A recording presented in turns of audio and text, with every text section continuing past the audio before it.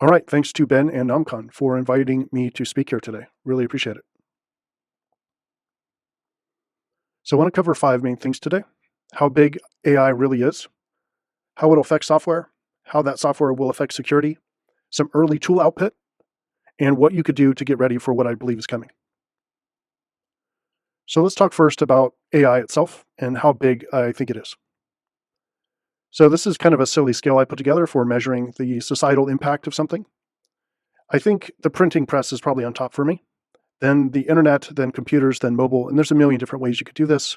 I just put it into kind of a hierarchy here, and mostly just to show that I believe the printing press is on top. I don't feel too strongly about like the hierarchy, but I would definitely say printing press and then the internet are really up there. So where would you put current AI on this scale? I actually put it at the very top, and that's a huge claim. So I want to kind of talk through some ideas around why I put it so high, kind of back up that claim. So we've all heard that we've had a million different revolutions in tech, right? Industrial revolutions, tech revolutions, and that humans will be fine because we'll just adapt, right? All the tech workforces in the past, they adapted, and we will adapt too. What is the difference? And I believe the problem with comparing previous industrial revolutions to our current AI revolution is that previous industrial revolutions attacked specific human work tasks. So here's a decent breakdown of the main industrial revolutions in terms of what tech they brought and how they forced humans to adapt. Notice what humans pivoted to, right? So I've got a breakdown here. It's like, what's the actual revolution itself? What are the inventions that happened? And then most importantly, the third one, which is job shift. So look at what the humans pivoted to, right? They pivoted to farming and herding in the first one, which we don't really care about. But then industrial labor, machine operation, assembly line workers, machine operators, engineers. Then you get into the middle of the 1900s, and it's like digital and service roles, programmers, IT specialists. And then finally, we have creative, complex problem-solving, tech-based roles. In other words, they were more and more human in what they were pivoting to, and things that couldn't be replicated by the machines that replaced earlier revolutions. And that's what makes this AI revolution completely different. It's not replacing a task. It's not replacing textile building. It's not replacing what was done with the simple machine, or what was done with a horse and now it's done with a car, or running an elevator, or washing clothes, or assembling machines, which were previously done by humans and are now done by machines. This time, we're not replacing tasks like that. What we're replacing is intelligence itself. In the early 1800s, when the machine came, when all the different machines came, we pivoted to careers in operating and fixing machines. In the early 1900s, when electricity and the internal combustion engine came, we pivoted to science and engineering. In the mid-20th century, when electronics and computers came, we pivoted to services, and we became computer operators, administrators, and software engineers. So here's the question. What do you pivot to when the thing being replaced is human intelligence itself? What do you pivot to when AI can manage your finances, write our software, drive our taxis, create documentation, write screenplays, and a million other things? And also keep in mind, this entire revolution basically started like 6 months ago, in like November or January, depends on when you start counting. So it's like day zero for all of this. But let's say you do lose that job to automation or AI or whatever, and you pivot to something else. You pivot to being a business analyst or a different type of clerical position. What happens when the AI comes through those positions, right? Why wouldn't they also be getting there? Either they're there already or they're going to be showing up soon. I mean, aren't those jobs that you're pivoting to precisely the things that AI are getting so good at so fast? So that's why I put the impact size of this current trend at the very top of all the trends that we've seen. Basically, humans are out of pivots because AI doesn't replace tech, it replaces intelligence. And don't get too depressed about this or pessimistic, because there are defenses for this. There are ways to defend against this, make ourselves more employable, more usable, even as AI starts happening. But this is why I rank the impact so high. So now let's talk about software and how it's affected by this. Basically, I believe most current software is about to be replaced by LLM-based software. So what does that mean? How do you replace software with LLMs? Won't that also be additional software? Let's take a look. So let's first start with what I see as the current problem with current software. You basically have what I call a crystalline structure of the backend database. It's relatively static, it's brittle, with a strict schema, And you can't really change the schema too easily. It takes a lot of effort, and you can't definitely insert things and extract things that aren't part of the schema. And you can only query it using very specific syntax, which of course has to match the schema. You can't say, give me what's most important to me, or give me what I should be paying attention to right now. You have to say, print out the output of a query against this row with the following columns in the following format. And what you see on the left here is an example of such a query. And actually the query is much longer than that. This is like 1/5 of it. And this is very, very limiting. It limits what you could do on the back end, and it limits what you can get out of the back end by having a very rigid structure for the front end. But then you have an even bigger problem. What's actually in these rows and columns? It's specific values or specific types. It's specific values of specific types. There are some free text fields, of course, but software generally hates free text fields. And most fields are specifically typed and extremely predictable, again, because the whole thing is static and brittle. So a customer database is full of addresses, ID numbers, phone numbers, maybe some physical attributes, and maybe that links to their purchase history or something else. But when you write queries against a customer database, you will use very specific queries that target those very specific rows and columns, resulting in static, dependable output. It's okay. I mean, it does the job. And it's obviously pretty good because it got us this far. I mean, everything we're talking about today is kind of running on this software. So it's not horrible. The problem is it doesn't compare to LLM-based software because of one single very powerful word, and that is context. Context is about to become the most important word in all of software and possibly all of tech. Context is the difference between getting back what you asked for versus what you actually wanted. Here are a couple of examples of questions people can ask software today. Which customers have the biggest contracts with us? Which customers aren't logging in? Which ones aren't even using the product? And these are good questions, and software today can answer them. But here's some questions you can ask software that understands context. What should our TAM team focus on for the next 2 weeks? And explain why. Which of our current opportunities should sales be focused on? And make me a list of steps our TAM and sales team should take to reduce our churn rate. And explain why each one of those steps will actually help churn rate. Now, of course, this all requires something that can reason, something that understands all the dots and can connect them together. And that is precisely what LLMs do. They use their understanding of concepts to connect dots based on context. They understand what churn is. They understand churn is bad.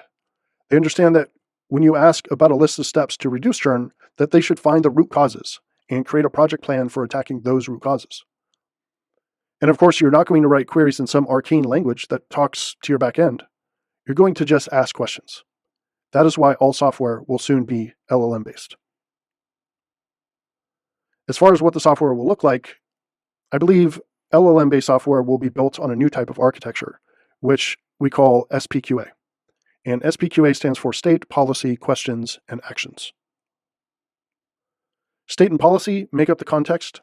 For state, it's all your logs, your Slack messages, your infra configurations, code bases, Zoom transcripts, endpoint logs, configs, everything.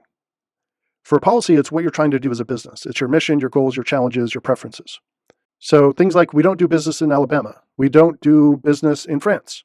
We don't process payments on weekends. Only these 3 people specifically can wire money. These will all get smashed together into an LLM where you can then ask the questions. So the questions are the new interface. Instead of running queries or trying to figure out how to trick the software into giving you what you want, you just ask for what you want. Tell me everything that happened in the last week that affects our chances of passing our audit. And finally, once we have all the output from all these questions or instructions, we can actually do something with them. We can take a list of those problems and send them to the most relevant manager within security and engineering. We can create a Jira set of tasks that can be approved by each manager for entry into their sprints. We could create a meeting of all those stakeholders to discuss addressing them in the plan, create a project roadmap, and we can make sure the meeting is at least a couple of days out from our next audit if we want to give it that instruction as well. Or how about for the sales case? What are our most important customers that are closest to churning? Create an action plan for retaining them and send that plan to me and the relevant TAM managers for their region. This will all be connected to email systems and calendaring systems. It will actually be able to take action for you. We're already seeing that now. You can also do things like schedule a meeting with all the TAM managers and myself for Thursday, where the agenda is discussing this report. Or how about managing a security program, which is what we're all here to talk about. Not necessarily programs, but security in general. So we could take all our previously captured mission, goals, challenges, KPIs, and write out our security strategy document. I just got back from vacation. Tell me what most threatened our security goals when I was gone. We have a board meeting coming up. Update our security strategy document to include the questions we recently got from them about our approach to compliance in France. Also, create our QSR using our goals and metrics as the core content. And by the way, this will be the new QSR structure going forward, so make sure it's in a format conducive to showing changes over time, including good visualizations. Let's take any of these examples I just gave, right? Like writing a strategy document. That is not trivial. Not sure how many of you have actually tried to write a security document, but yeah, security strategy documents are not trivial. There are many security leaders who've been in the role, and security organizations where the leader has been in the role, where they've been there for years, and the program has been there for years, and the team has been there for years, and they still haven't had the time to put one together. What if you could tell your software, use the contents of my Zoom conversations and Slack messages to write a security strategy document based on my approach to security, what I've identified as priorities, our stated goals, etc. It wouldn't be a perfect document, but it'd be better than most, especially since a lot of people don't even have one. Next, we have QSRs, which are quarterly security reports. Like 80% of security teams I know spend hundreds of hours working on these documents. They take forever. They involve dozens of meetings, dozens of people spend their time doing this instead of securing the company. And the worst part, they hardly ever use the same one from one quarter to the next. After new projects or a planning session, maybe some personnel changes, the entire character of last quarter's QSR becomes obsolete. Often because their goals and their mission and all this stuff is changing constantly under their feet. So they're like, yeah, time to start over. Let's figure out again from scratch what we want to say, and everyone collectively pretends that the previous QSR did not exist. This system will not only write one, but it'll keep it updated for you.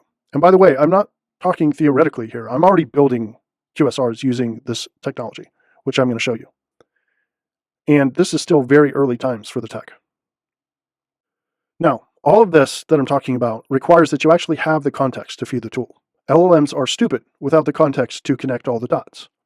So you will still need to define your org's mission, the goals, challenges, KPIs, and all of that. And the more context you provide it, the better.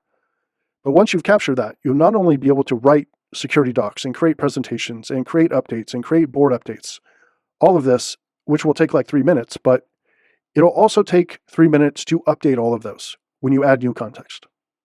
So we're talking about going from like 5 to 20 people spending dozens of hours per quarter just maintaining this paperwork and this strategy knowledge that's written down, to the software doing this for you in minutes. So the whole effort becomes maintaining those goals, KPIs, and the other data sources that keep the context up to date. So when we started looking at these software use cases, we noticed something rather obvious but really interesting. We figured out that what used to be a software vertical is now going to become just a set of questions inside of LLM-based software. So we currently have HR software. It answers HR questions and does software things, right? We currently have sales software. It answers sales questions and does software things about sales. With LLM-based software, you don't have verticals anymore. You have clusters of questions. Everything becomes how good your questions are and how good your data is to support answering those questions well. So now I want to bring this where it should be, which is back to our world of security. I want to show you some of the stuff I've been working on to use this model for solving real-world security problems. I've talked about context and LLMs and all these different AI technologies and how they're going to change the world. But I recognize you might be wondering, when are we going to talk about security? And are they just making this up? Like, is this person like behind on meds? What is going on here? So I want to show you some very early examples of what I'm actually building with this stuff. Let's talk about setup. So I've created a fake organization called Alma Security. They're based out of Redwood City, and here's a detailed write-up for the context I talked about in the software section. I've got their history, their company goals, their security goals, as well as information about their infrastructure. That's the foundation of everything. Context about the company, who they are, what they're trying to achieve, and their current configuration. It's basically some details about their tech stack, wherever they've got some vulnerabilities that they've noted. This is the S and the P in SPQA. So looking at the directory, I have the state and policy document. I also have an employee in there. Of course, this is a small example. I've only got one person in there so far who I'm going to ask questions about. And I have a dynamically updated activity log. And this is where you can get additional context from like an endpoint or from Slack or from a security tool or whatever. It could shoot context into that activity log. And then I have my code that processes all of this, which is the alma.py file. And now let's have some fun. So imagine that business is going on normally, and someone in the SOC sees a tool has flagged that Julie Hernandez's laptop has attempted to make a connection to FS2 at 2:43 a.m. from Osaka, Japan. So if this were live, I would ask you, but I guess I can't ask you. Just imagine that you're the SOC person and that you get this alert that, okay, her laptop is connecting through the VPN. Let's say you also see that it's from Osaka, Japan, and that she's now accessing FS2. What would you do as a tier 1 analyst? Or what would anyone do as a tier 1 analyst? They're going to start by investigating. And what are they going to investigate? Well, first, who is Julie? Are we sure that she works here? Is this a legitimate connection? Did they use legitimate credentials? Assuming so, since they got in. Is she overseas? Is she supposed to be overseas? What is FS2? Not familiar with that server. I guess I'll do some research. What is its function? Does she normally use that system? So now they're going to do all this research, and they're taking notes. They're putting these notes into some sort of IR or SOC software. And then after a number of minutes or hours, if it's a lot of tasks, this could take hours, they give it a yes or no, that this is a connection that should be allowed to happen. Now let's see what an AI system is going to very shortly be able to do. And when I say very shortly, I mean already working at a small scale, and pretty soon this will be in every enterprise. Let's just ask if the connection is malicious or not, or if the connection should be allowed or not. And let's also ask it to explain itself. So this is me asking the actual question to the system. I'm asking it not only if it should be allowed, but to explain why it says yes or no. And here's the response. Yes, it should be allowed. It knows that she works from Osaka. There's lots of different ways we can get this context. And before you start thinking about, oh my goodness, think of all the context we have to collect into here. Regulators are going to go crazy. Trust me on this. When the business sees how powerful this is, they're going to force all the context into a single data lake that could be read by these sorts of AI systems. It's going to happen. We could talk about that separately if you don't believe that, but just trust me, the business will win against security and privacy. I guess I don't need to tell this crowd that that's true. But it knows she works from Osaka. It knows she regularly uses the FS2 file server because that's also in her file. It's also talked about in Slack. It knows what the FS2 file server is because we have a note about that also in our state document, that it is a sensitive file server because the company does not want to store their most sensitive data on cloud services. So they want to have an internal file server running on Windows where you store all the most sensitive stuff. And it knows that because it's in our state document. So it says, yes, this connection should be allowed. She's a senior engineer. She's known to work from Japan on family trips. She frequently uses the FS2 file server. And yeah, as long as the access is good, she's good to go. So it connected all this context and made a risk-based decision based on what it knows about the company, what it knows about Julie, and about our security policy. But that's not the crazy part. What's crazy is updates to this, okay? What if the CISO talks to their CISO buddies and they say, hey, we're seeing increased attacks from Japan. You should block connections from there to sensitive resources internally. And they say to their iPhone or type in a window or whatever, no more VPN connections to FS2. Do you think we could possibly get a different answer? So yeah, this is me seeing if we can get a different answer. Let's ask this again and see if it should be allowed.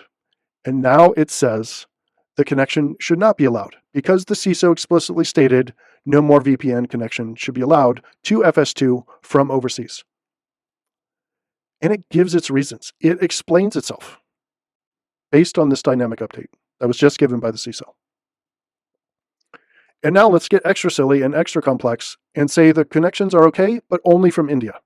So we're going to update the policy with that. And we're going to ask again, and it still says no. It notes that, yes, the CISO did allow VPN connections, but only from India. And since this is a connection from Osaka, it won't work. It is not approved.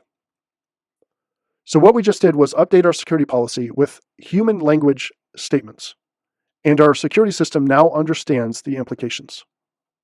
Think about that. Think about how powerful that is going to be, not just in security, but everywhere.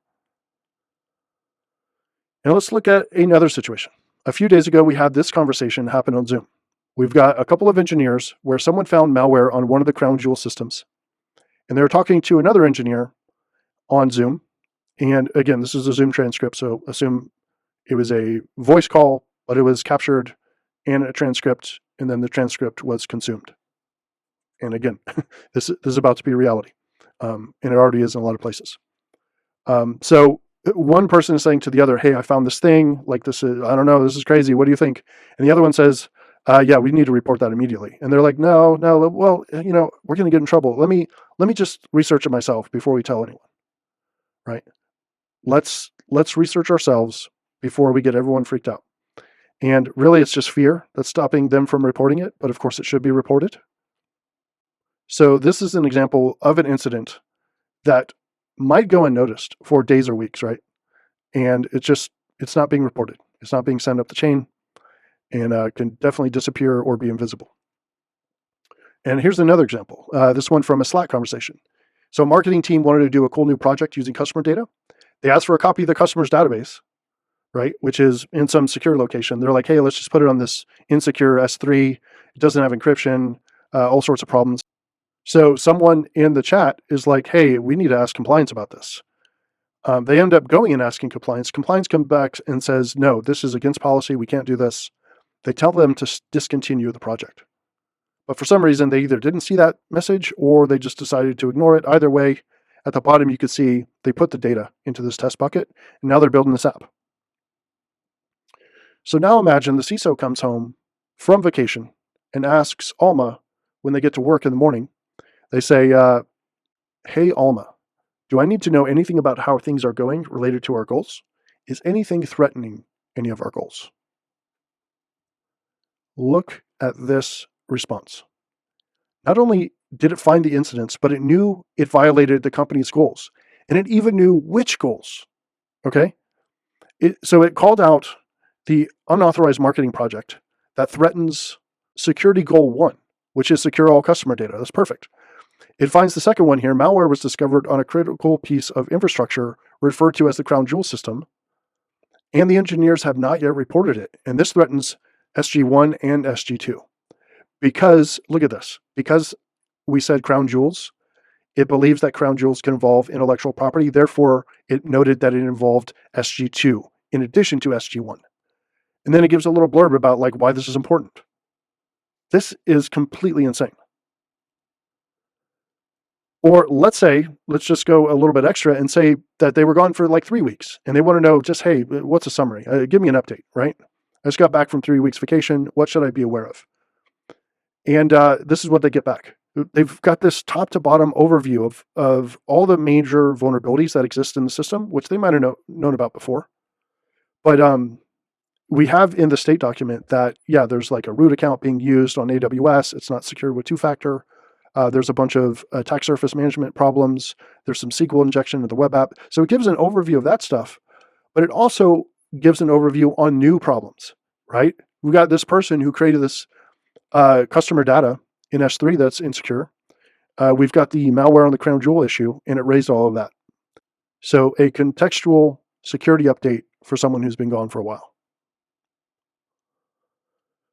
So even with this very early demo, which hopefully you got the point of, you can hopefully see where this is going. This is the future of software. There are an infinite number of things I can now ask this Alma system, and its ability to answer is only limited by how much context we have available and how good our questions are. So here are the things I'd like you to take away from this talk. Start thinking about business in an SPQA context. Your business, everyone's business, start thinking in terms of context and questions. Next one here is think about your moat as a business, or as a program, or as a product, as whatever you do. Think about your moat. Think about your defenses against competitors. Do you have context and questions that other people don't? Do you have better context than your competitors, which is state? Do you have a better plan than your competitors, which is a policy? And are you asking better questions? Are you capable of asking better questions because of your expertise than your competitors can ask? How are you going to differentiate once everyone has this technology? As a security team, could you write your own policy right now? Do you know your mission, your goals, your KPIs, and your challenges?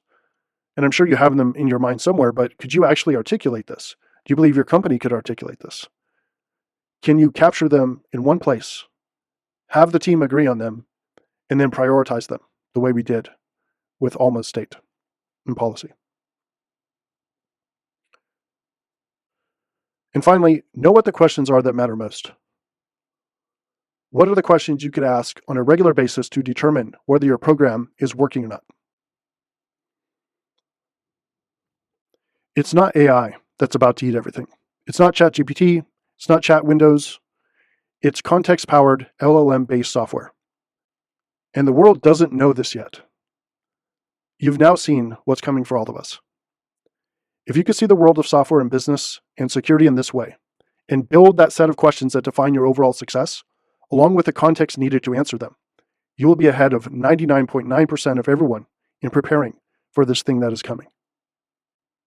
Thanks for your time.